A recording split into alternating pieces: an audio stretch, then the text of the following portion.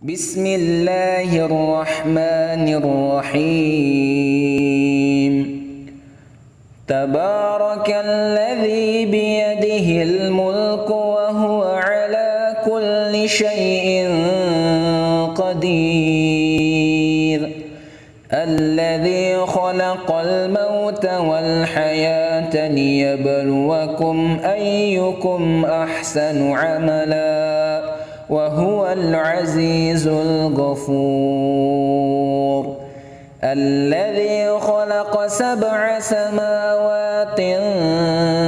طباقا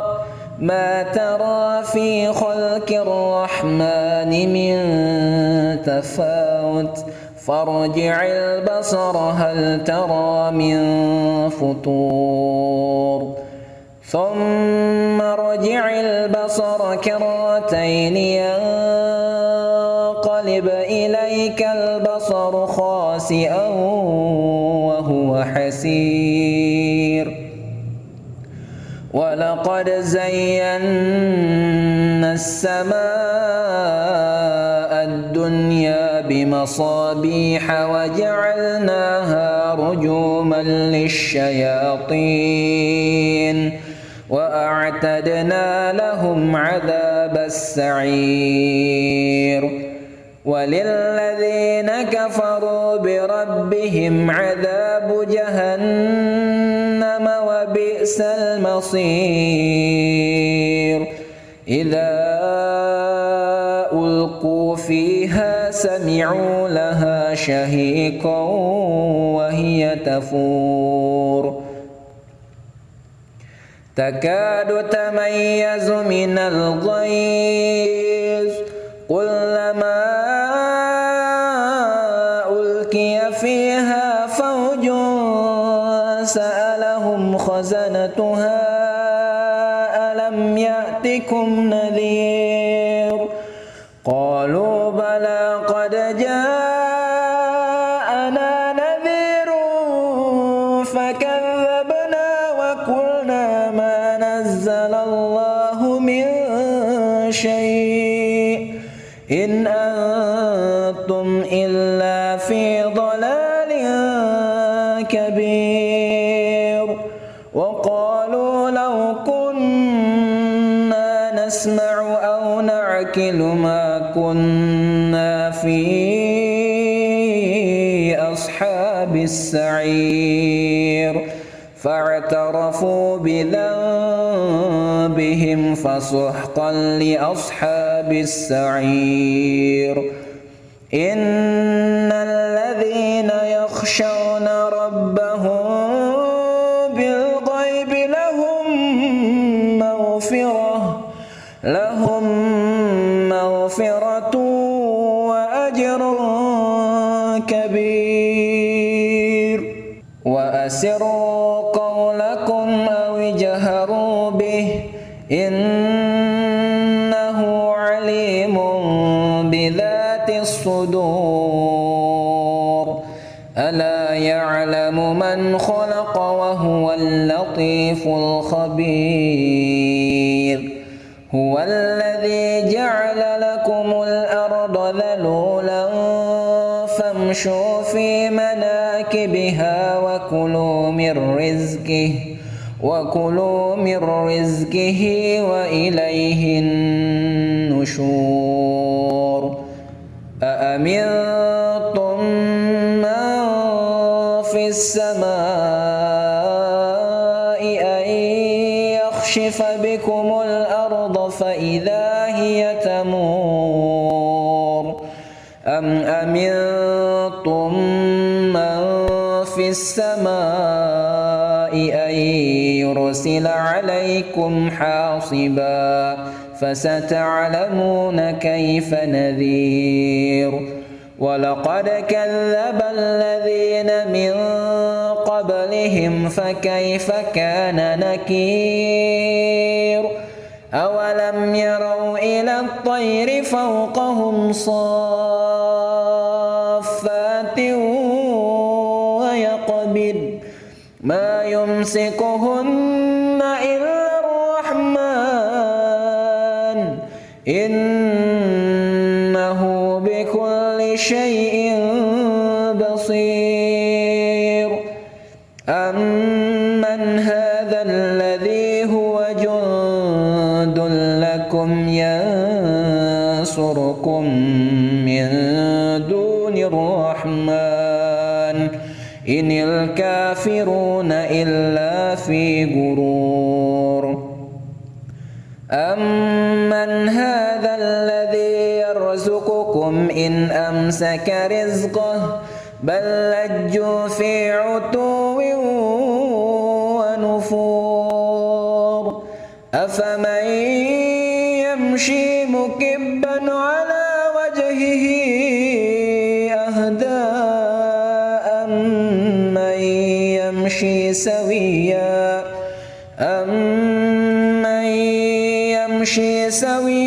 على صراط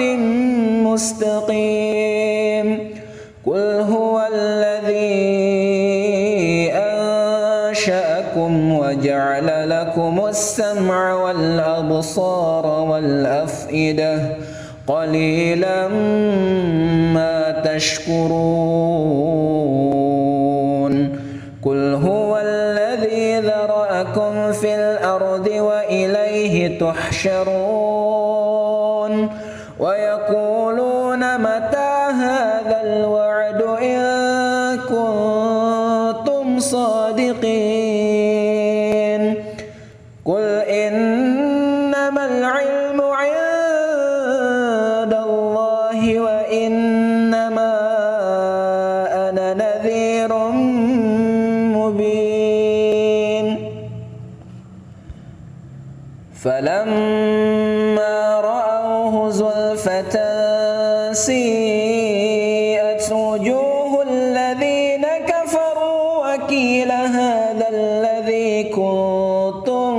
به تدعون قل أرأيتم إن أهلكني الله ومن معي أو رحمنا فمن يجير الكافرين من عذاب أليم قل هو الرحمن آمنا به وعليه توكلنا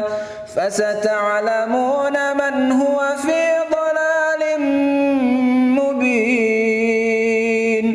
قل أرأيتم إن أصبح ماؤكم غورا قل أرأيتم إن أصبح ماؤكم غورا فمن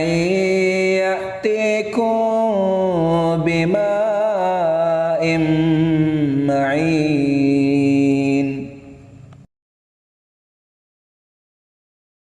بسم الله الرحمن الرحيم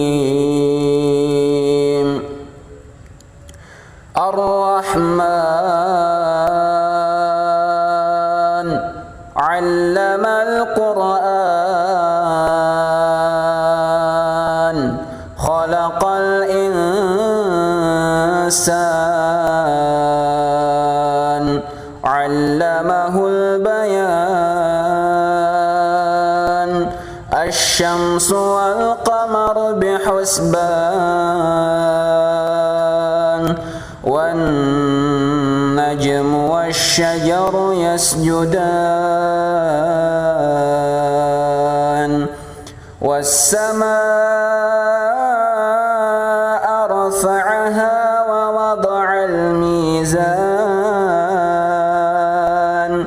ألا تطغوا في الميزان وأقيموا الوزن بالقسط ولا تخسروا الميزان والأرض وضعها للأنام فيها فاكهة والنخل ذات الأكمام والحب ذو العصف والريحان فبأي آلاء ربكما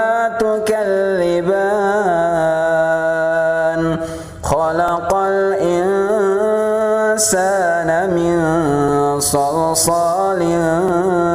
كالفخار وخلق الجن من مارج من نار فبأي آلاء ربكما تكذبان رب المشرقين ورب المغربين فبأي آلاء ربكما تكذبان مرج البحرين يلتقيان بينهما برزخ لا يبغيان فبأي آلاء ربكما تكذبان يخرج منهما اللؤلؤ والمرجان فبأي آلاء ربكما تكذبان وله الجوار المنشآت في البحر كالأعلام فبأي آلاء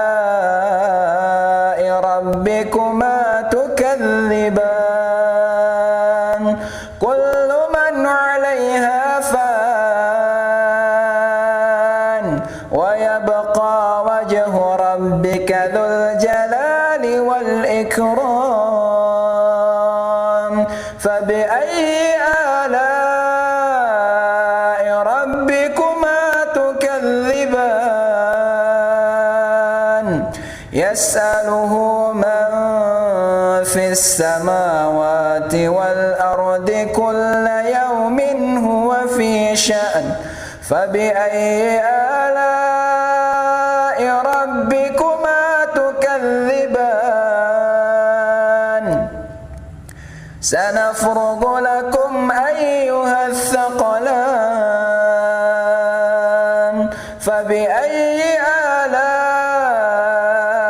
ربكما تكذبان يا معشر الجن والإنس إن استطعتم أن تنفذوا من أقطار السماوات والأرض فانفذوا لا تنفذون إلا بسلطان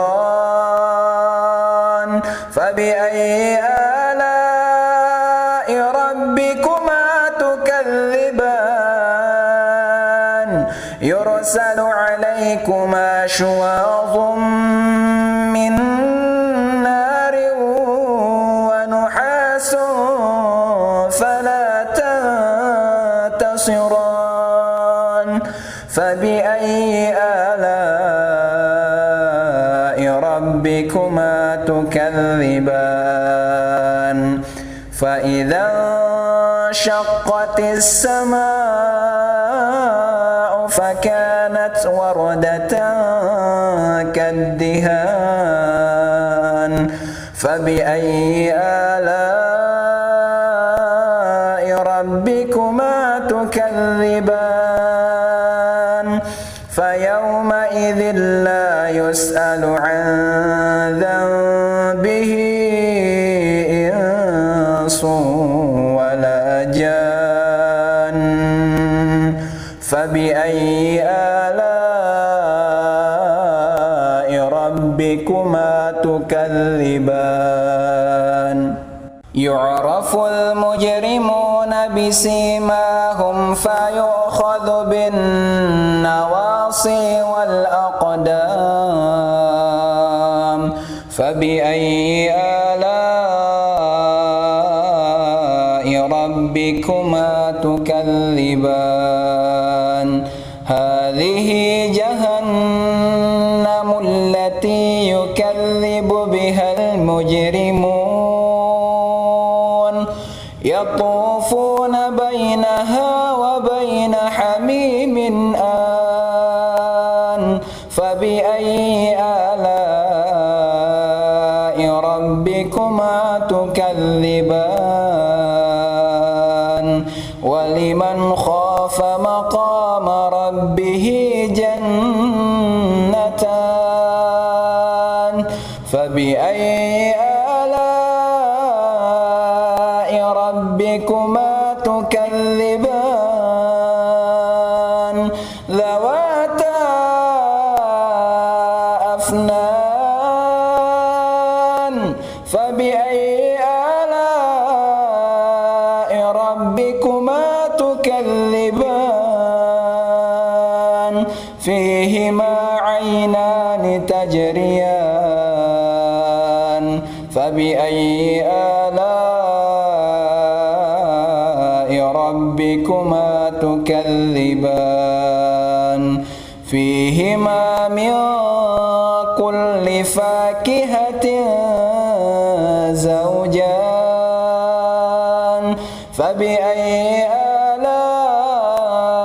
ربكما تكذبان متكئين على فرش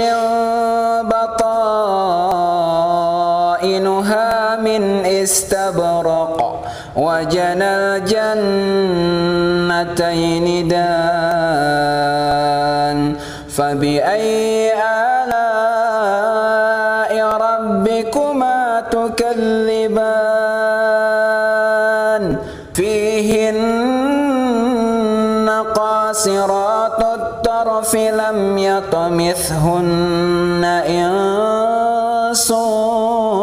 قبلهم ولا جان فبأي آلاء ربكما تكذبان كأنهن الياقوت والمرجان فبأي آلاء ربكما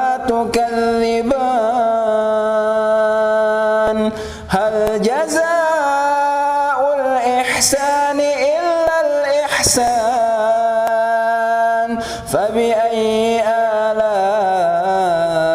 ربكما تكذبان ومن دونهما جنتان فبأي آلاء ربكما تكذبان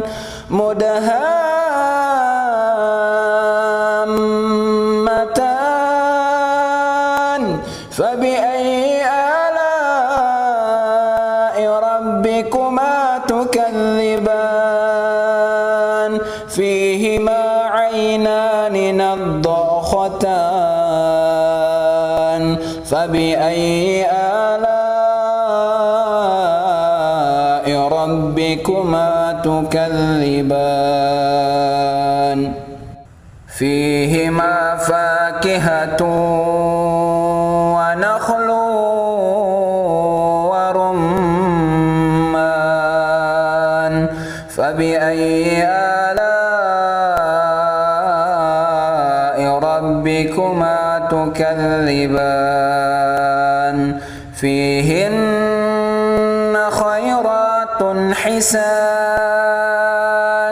فبأي آلاء ربكما تكذبان حور مقصورات في الخيام فبأي آلاء ربكما تكذبان لم يطمثهن إنس قبلهم ولا جان فبأي آلاء ربكما تكذبان متكئين على رفرف خضر وأبقري حسان فبأي آلاء ربكما تكذبان تبارك اسم ربك ذي الجلال والإكرام.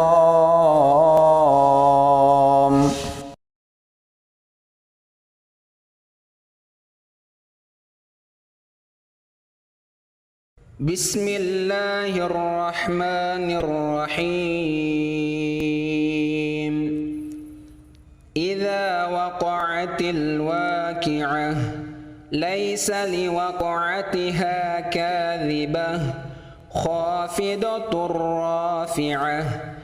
إذا رجت الأرض رجا وبست الجبال بسا فكانت هباء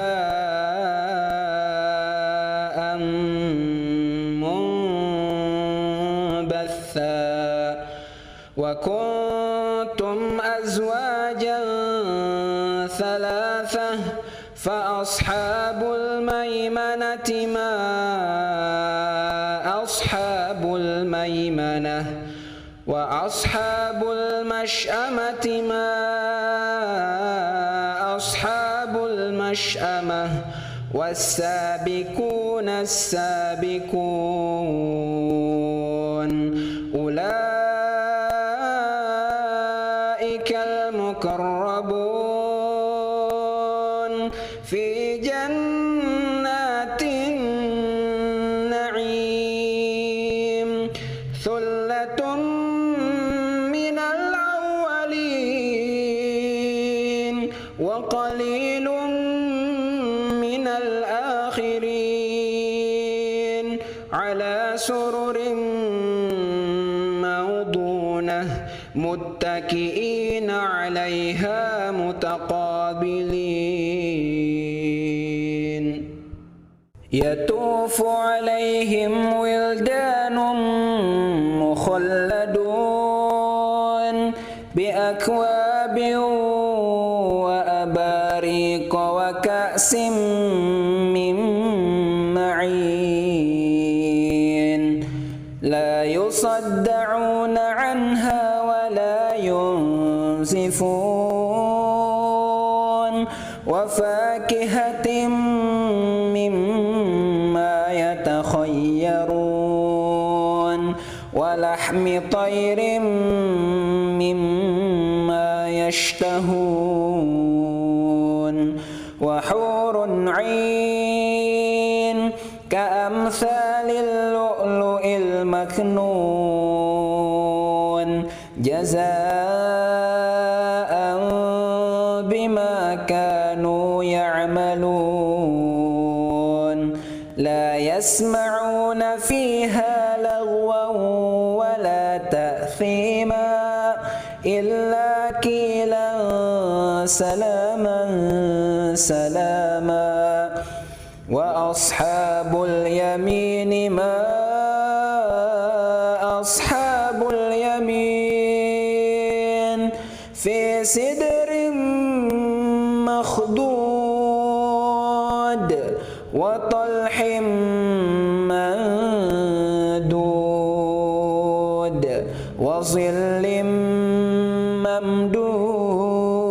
ممدود وماء مسكوب وفاكهة كثيرة لا مقطوعة ولا ممنوعة وفرش مرفوعة إنا أنشأناهن إنشاء فجعلناهن أبكارا عربا أترابا لأصحاب اليمين ثلة من الأولين وثلة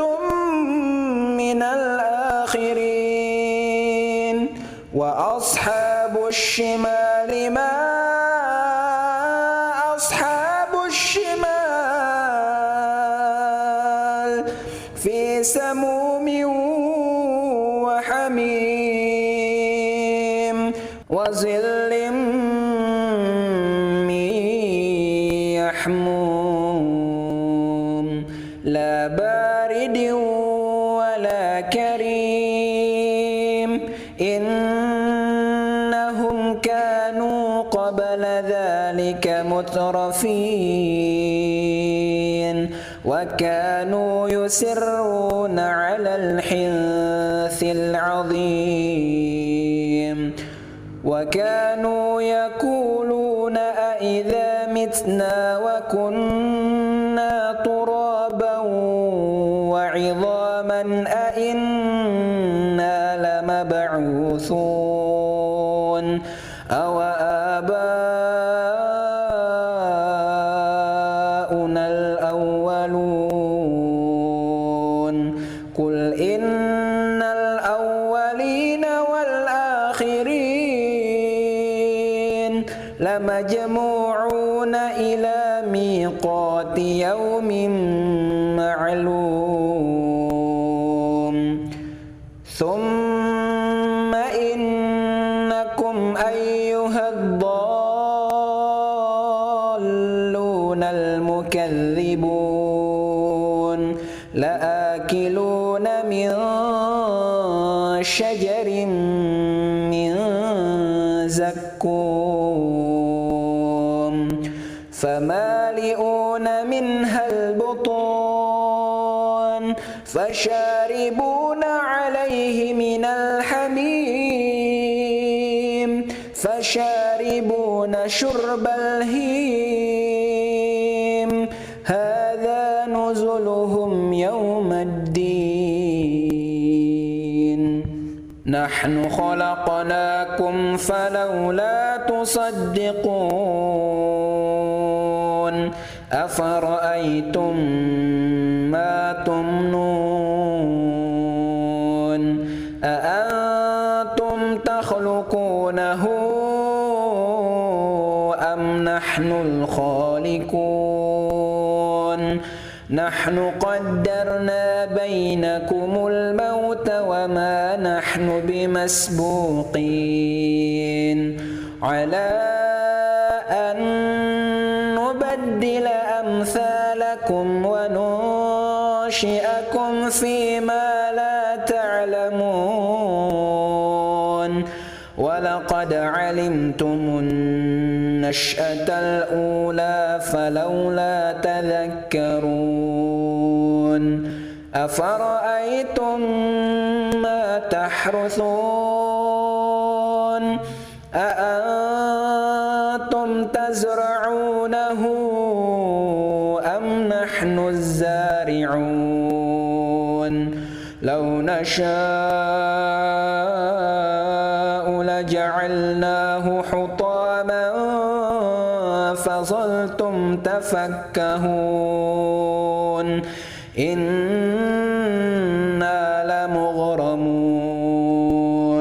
بل نحن محرومون أفرأيتم الماء الذي تشربون أأنتم أنزلتموه من المزن أم نحن المنزلون لو نشاء جعلناه أجاجا فلولا تشكرون أفرأيتم النار التي تورون أأنتم أنشأتم شجرتها أم نحن المنشئون نحن جعلناها تذكرة ومتاعا للمقوين فسبح باسم ربك العظيم فلا القاسم بمواقع النجوم وإنه لقسم لو تعلمون عظيم إنه لقرآن كريم في كتاب مكنون لا يمسه إلا المطهرون تنزيل من رب العالمين أفبهذا الحديث أنتم مدهنون وتجعلون رزقكم أنكم تكذبون فلولا إذا بلغت الحلقوم وأنتم حينئذ تنظرون ونحن أقرب إليه منكم ولكن لا تبصرون فلولا إن كنتم غير مدينين ترجعونها إن كنتم صادقين فأما إن كان من المقربين فروح وريحان وجنة نعيم وأما إن كان من أصحاب اليمين فسلام لك من أصحاب اليمين وأما إن كان من المكذبين الضالين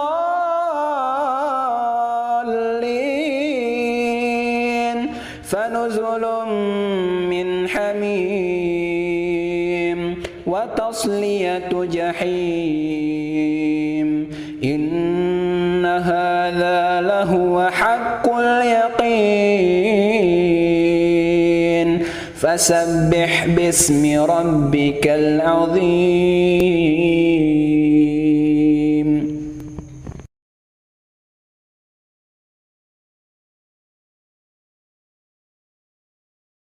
بسم الله الرحمن الرحيم.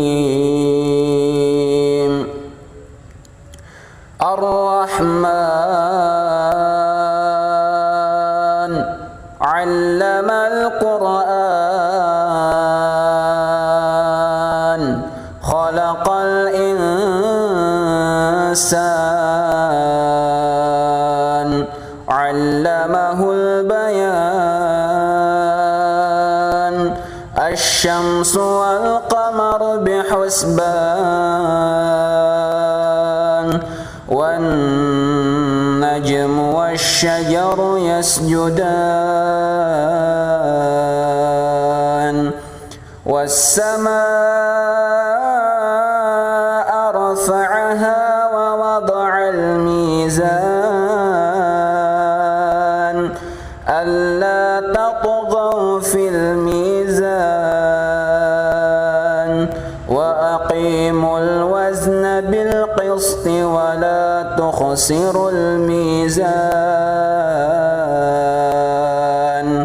والأرض وضعها للأنام فيها فاكهة والنخل ذات الأكمام والحب ذو العصف والريحان فبأي آلاء ربكما تكذبان خلق الإنسان الإنسان من صلصال كالفخار وخلق الجن من مارج من نار فبأي آلاء ربكما تكذبان رب المشرقين ورب المغربين فبأي آلاء ربكما تكذبان مرج البحرين يلتقيان بينهما برزخ لا يبغيان فبأي آلاء ربكما تكذبان يخرج منهما اللؤلؤ والمرجان فبأي آلاء ربكما تكذبان وله الجوار المنشآت في البحر كالأعلام فبأي آلاء ربكما تكذبان كل من عليها فان ويبقى وجه ربك ذو الجلال والإكرام فبأي آلاء ربكما تكذبان يسأله من في السماوات والأرض كل يوم هو في شأن فبأي آلاء ربكما تكذبان سنفرغ لكم أيها الثقلان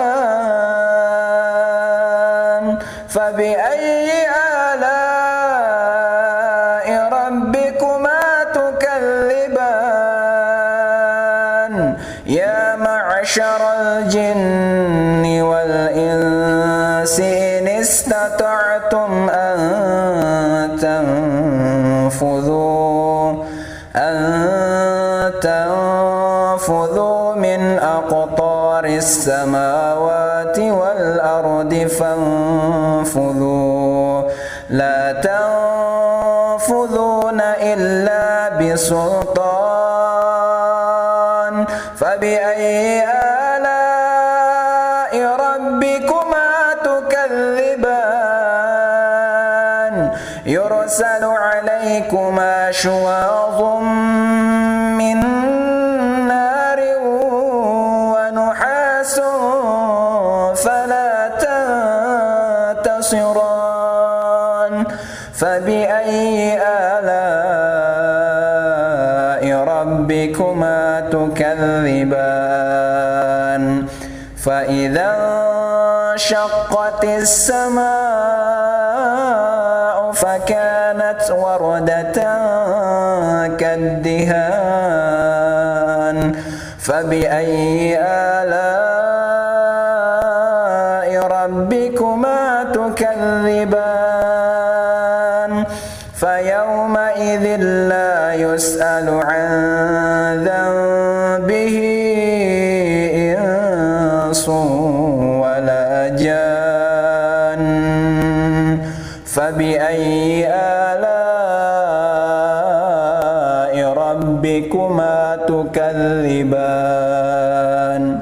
يعرف المجرمون بسيماهم فيؤخذ بالنواصي والأقدام فبأي آلاء ربكما تكذبان هذه جهنم التي يكذب بها فيها المجرمون يطوفون بينها وبين حميم آن فبأي آلاء ربكما تكذبان ولمن خاف مقام ربه جنتان فبأي آلاء ربكما تكذبان ذواتا أفنان فبأي آلاء ربكما تكذبان فيهما عينان تجريان فبأي آلاء ربكما تكذبان فيهما من كل فاكهة زوجان فبأي آلاء ربكما تكذبان متكئين على فرش بطائنها من استبرق وجنى الجنتين دان فبأي آلاء ربكما تكذبان فيهن قاصرات الطرف لم يطمثهن إنس قبلهم ولا جان فبأي آلاء ربكما تكذبان كأنهن الياقوت والمرجان فبأي آلاء ربكما تكذبان هل جزاء الإحسان إلا الإحسان فبأي آلاء ربكما تكذبان ومن دونهما جنتان فبأي آلاء ربكما تكذبان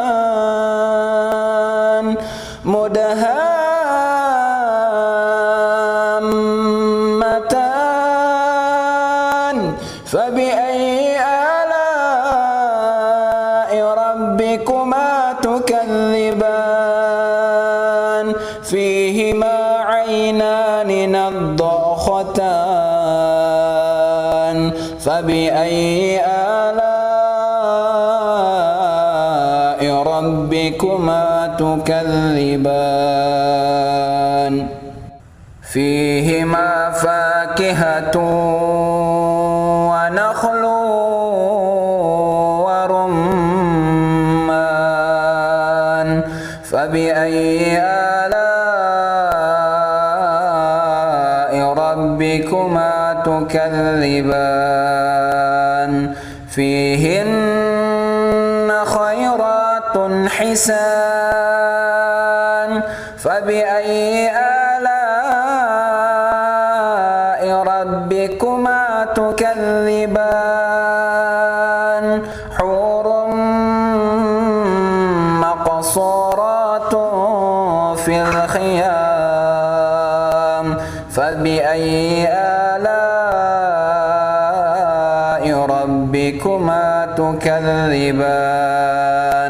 لم يطمثهن إنس قبلهم ولا جان فبأي آلاء ربكما تكذبان ربكما تكذبان متكئين على رفرف خضر وأبقري حسان فبأي آلاء ربكما تكذبان تبارك اسم ربك ذي الجلال والإكرام.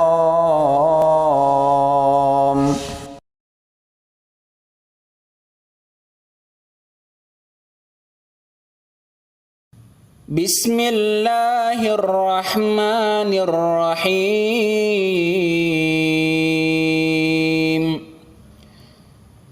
ياسين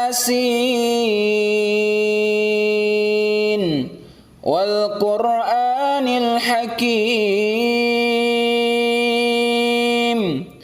إنك لمن المرسلين على صراط مستقيم تنزيل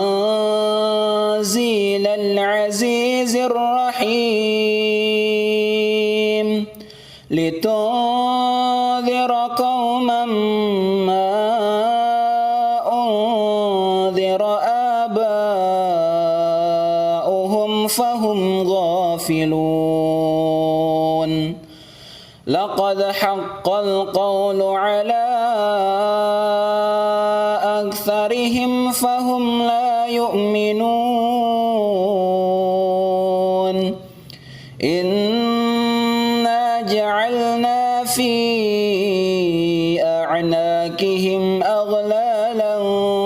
فهي إلى الأذقان فهم مقمحون وجعلنا من بين أيديهم سدا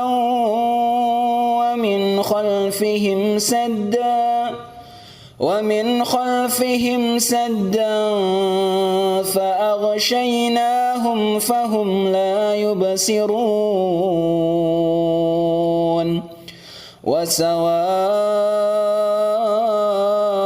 عليهم أأنذرتهم أم لم تنذرهم لا يؤمنون إنما تنذر من اتبع الذكر وخشي الرحمن بالغيب فبشره بمغفرة وأجر كريم إنا نحن نحيي الموتى ونكتب ما قدموا وآثارهم وكل شيء أحصيناه في إمام مبين واضرب لهم مثلا أصحاب القرية إذ جاءها المرسلون إذ أرسلنا إليهم اثنين فكذبوهما فعززنا بثالث فقالوا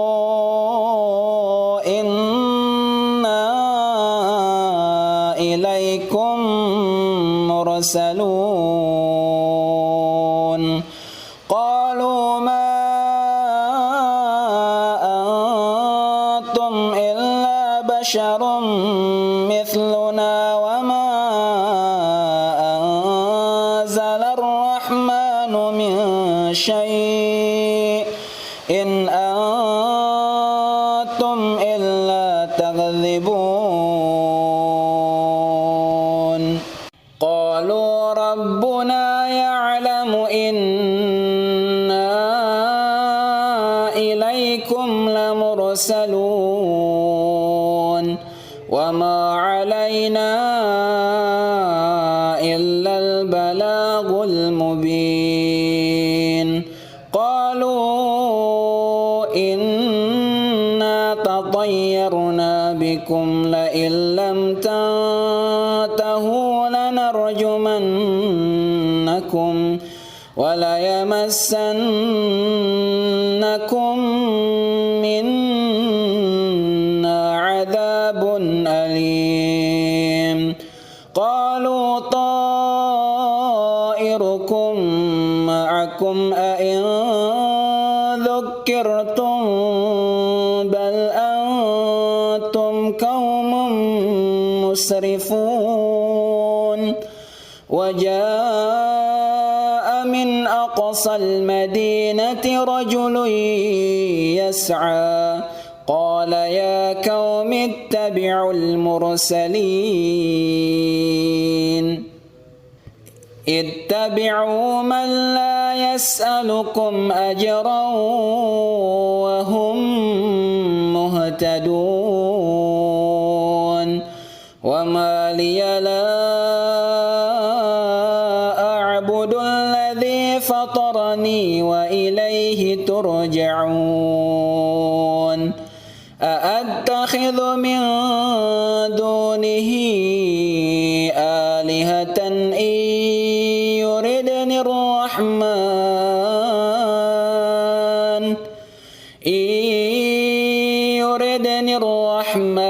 بضر لا تغن عني شفاعتهم شيئا ولا ينقذون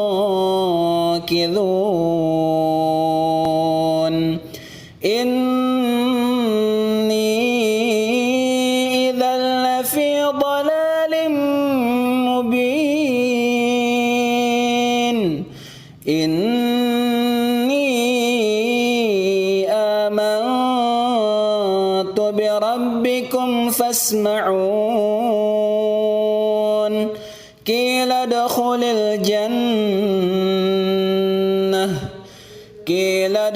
الجنة قال يا ليت قومي يعلمون بما غفر لي ربي وجعلني من المكرمين وما أنزلنا على قومه من بعده من جند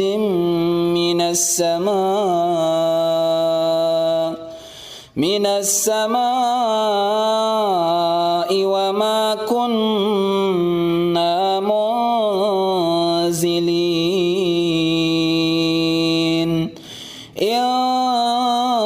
كانت إلا صيحة واحدة فإذا هم خامدون يا حسرة على العباد ما يأتيهم من رسول إلا كانوا به يستهزئون ألم يروا كم أهلكنا قبلهم من القرون أنهم إليهم لا يرجعون وإن كل لما جميع لدينا محضرون وآية لهم الأرض الميتة أحييناها وأخرجنا منها حبا فمنه يأكلون وجعلنا فيها جنات من نخيل وأعناب وفجرنا فيها من العيون ليأكلوا من ثمره وما عملته أيديهم أفلا يشكرون سبحان الذي خلق الأزواج كلها مما تنبت الأرض ومن ومن أنفسهم ومما لا يعلمون وآية لهم الليل نسلخ منه النهار فإذا هم مظلمون والشمس تجري لمستقر لها ذلك تقدير العزيز العليم والقمر قدرناه منازل حتى عاد كالعرجون القديم لا الشمس ينبغي لها أن تدرك القمر ولا الليل سابق النهار وكل في فلك يسبحون وآية لهم أنا حملنا ذريتهم في الفلك المشحون وخلقنا لهم من مثله ما يركبون وإن نشأ نغرقهم فلا صريخ لهم ولا هم ينقذون إلا رحمة منا ومتاعا إلى حين وإذا قيل لهم اتقوا ما بين أيديكم وما خلفكم لعلكم ترحمون وما تأتيهم من آية من آيات ربهم إلا كانوا عنها معرضين وإذا قيل لهم أنفقوا مما رزقكم الله قال الذين كفروا للذين آمنوا أنطعم من لو يشاء الله أطعمه إن أنتم إلا في ضلال مبين ويقولون متى هذا الوعد إن كنتم صادقين ما ينظرون إلا صيحة واحدة تأخذهم وهم يخصمون فلا يستطيعون توصية ولا إلى أهلهم يرجعون ونفخ في الصور فإذا هم من الأجداث إلى ربهم ينسلون قالوا يا ويلنا من بعثنا من مرقدنا هذا ما وعد الرحمن وصدق المرسلون إن كانت إلا صيحة واحدة فإذا هم جميع لدينا محضرون فاليوم لا تظلم نفس شيئا ولا تجزون إلا ما كنتم تعملون إن أصحاب الجنة اليوم في شغل فاكهون هم وأزواجهم في ظلال على الأرائك الأرائك متكئون لهم فيها فاكهة ولهم ما يدعون سلام قولا من رب رحيم وامتازوا اليوم أيها المجرمون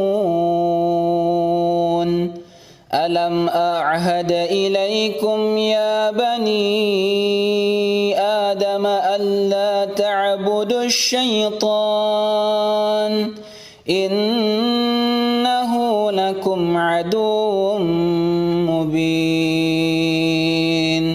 وأن اعبدوني هذا صراط مستقيم ولقد أضل منكم جبلا كثيرا أفلم تكونوا تعقلون هذه جهنم التي كنتم توعدون اصلوها اليوم بما كنتم تكفرون اليوم نختم على أفواههم وتكلمنا أيديهم وتشهد أرجلهم بما كانوا يكسبون ولو نشاء لطمسنا على أعينهم فاستبقوا الصراط فأنى يبصرون ولو نشاء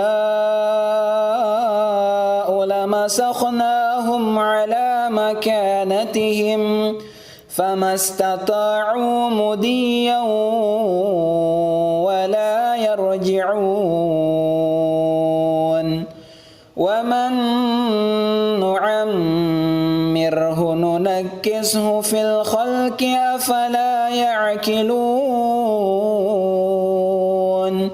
وما علمناه الشعر وما ينبغي له إن هو إلا ذكر وقرآن مبين لينذر من كان حيا ويحق القول على الكافرين أولم يروا أنا خلقنا لهم مما عملت أيدينا أنعاما فهم لها مالكون وذللناها لهم فمنها ركوبهم ومنها يأكلون ولهم فيها منافع ومشارب أفلا يشكرون واتخذوا من دون الله آلهة لعلهم ينصرون لا يستطيعون نصرهم وهم لهم جند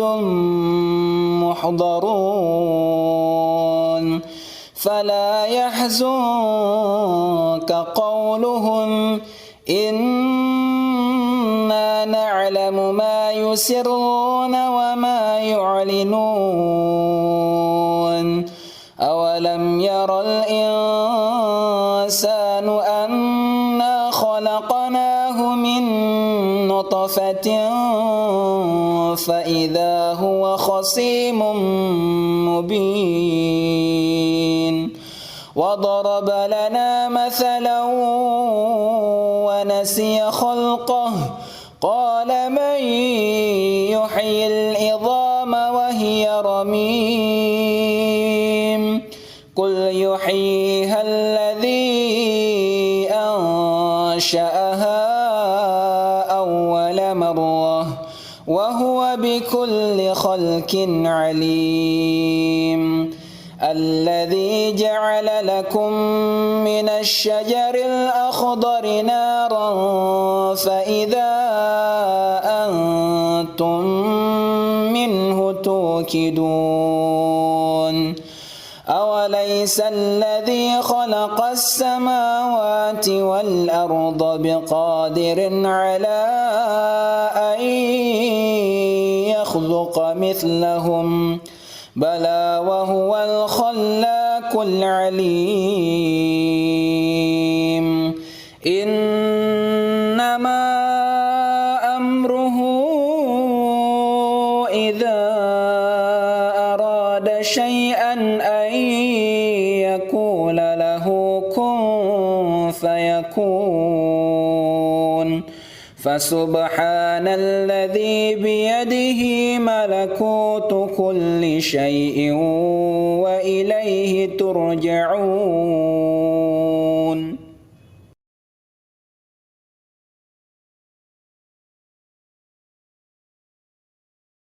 بسم الله الرحمن الرحيم. الرحمن علم القرآن خلق الإنسان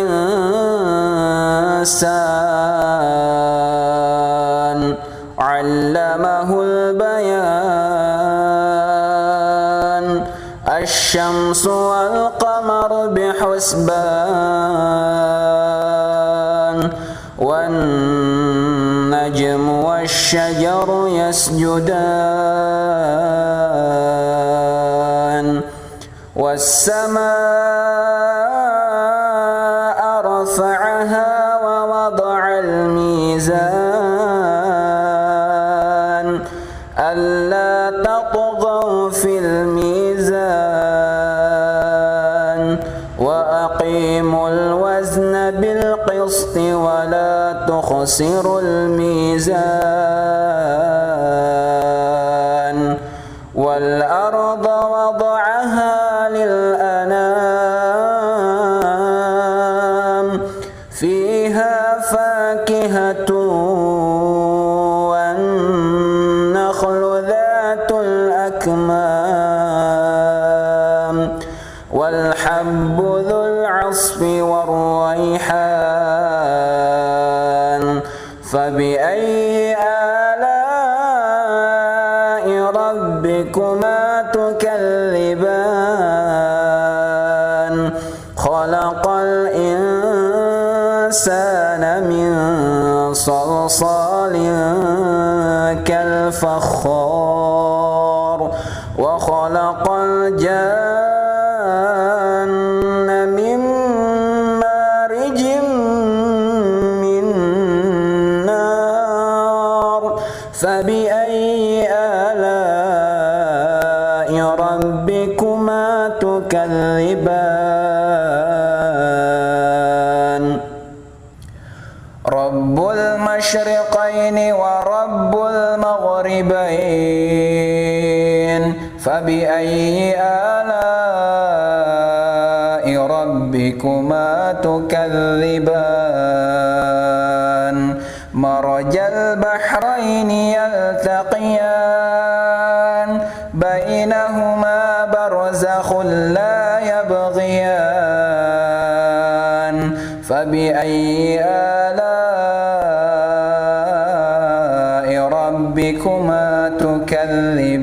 تكذبان يخرج منهما اللؤلؤ والمرجان فبأي آلاء ربكما تكذبان وله الجوار المنشآت في البحر كالأعلام فبأي آلاء ربكما تكذبان كل من عليها فان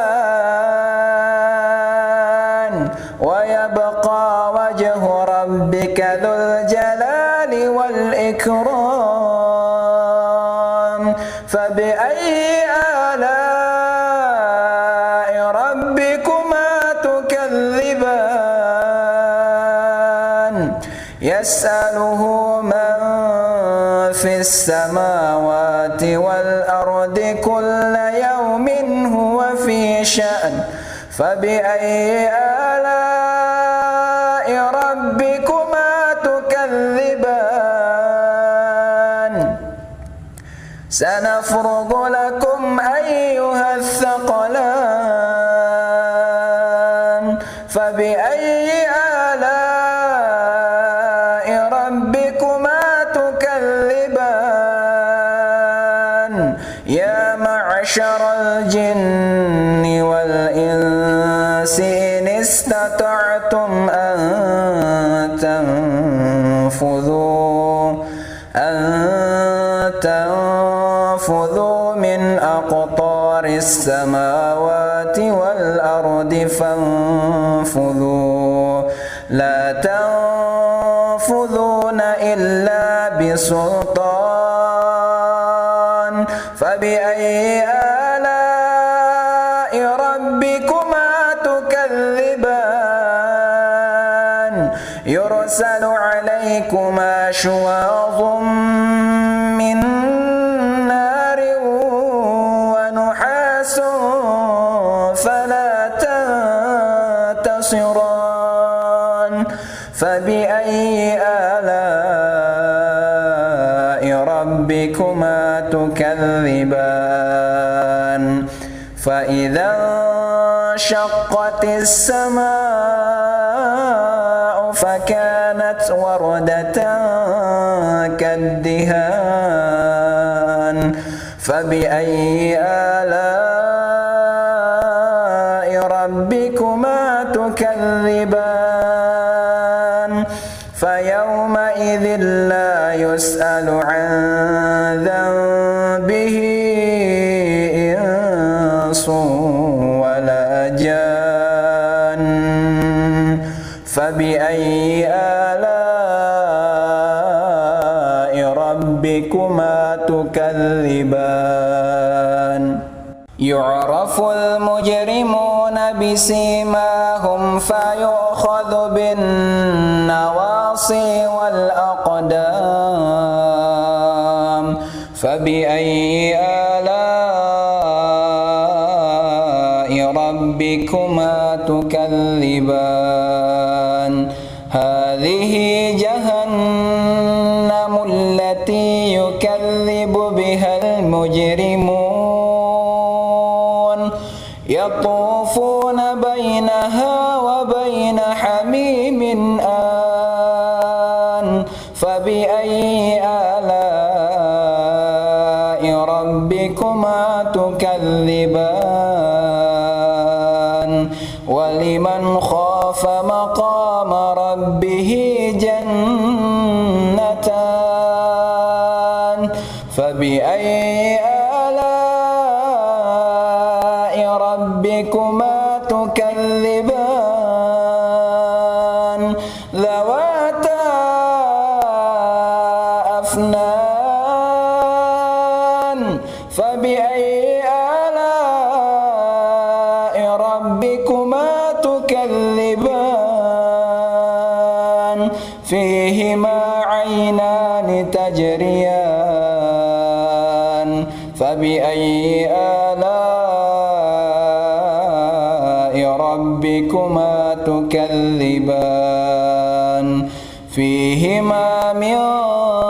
كل فاكهة زوجان فبأي آلاء ربكما تكذبان متكئين على فرش بطائنها من استبرق وجنى الجنتين دان فبأي آلاء ربكما تكذبان فيهن قاصرات الطرف لم يطمثهن إنس قبلهم ولا جان فبأي آلاء ربكما تكذبان كأنهن الياقوت والمرجان فبأي آلاء ربكما تكذبان هل جزاء الإحسان إلا الإحسان فبأي آلاء ربكما تكذبان ومن دونهما جنتان فبأي آلاء ربكما تكذبان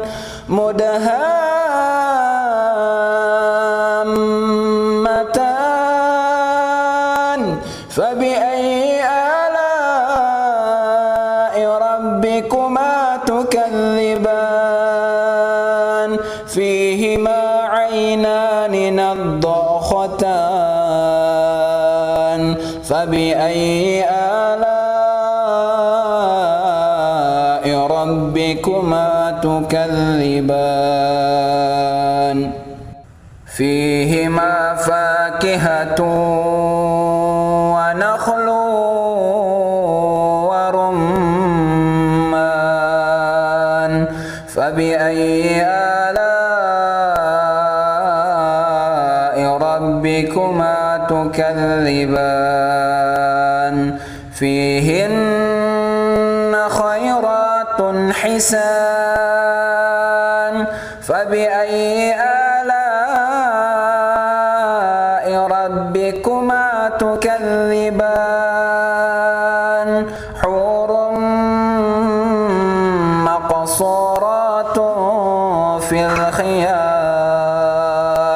فبأي آلاء ربكما تكذبان لم يطمثهن إنس قبلهم ولا جان فبأي آلاء ربكما تكذبان متكئين على رفرف خضر وأبقري حسان فبأي آلاء ربكما تكذبان تبارك اسم ربك ذي الجلال والإكرام